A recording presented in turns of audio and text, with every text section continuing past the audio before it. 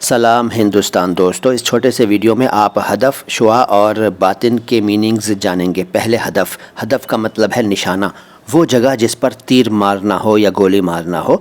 इसका एग्जाम्पल ये हो सकता है कि उनके धनुष से निकला हर बाण हदफ पर लगता था।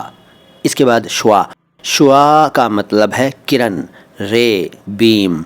एग्जाम्पल सुनिए, बादल हटते ही सूरज की तेज़ शुआएं मेरे चेहरे पर पड़ीं। इसके बाद बातिन का मतलब है अंदर, भीतरी भाग। ये दरअसल ज़ाहिर का विलोम है। ज़ाहिर मतलब प्रकट और बातिन मतलब छिपा हुआ। इसके अलावा अंतरात्मा भी इसका एक अर्थ है और अंतर मन भी इसका एक अर्थ है। एग्जाम्पल सुनिए, आजकल लोगों का ज़ाहिर कुछ और होता है और बातिन कुछ और होता है। यानी लोग दिखाते तो कुछ और हैं अपने आप को, लेकिन दरअसल वो अंदर से कुछ और होते हैं।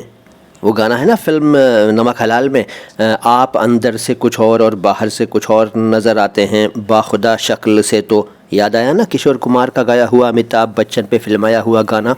तो मुझे यकीन है कि ये छोटा सा वीडियो आपको पसंद आया होगा। किसी भी शब्द का अर्थ या उच्चारण जानना चाहें तो कमेंट बॉक्स में लिखकर मुझसे पूछ लीजिए। मैं हूँ मोइन शमसी, चैनल है माई हिंदी माई उर्दू। सलाम हिंदुस्तान।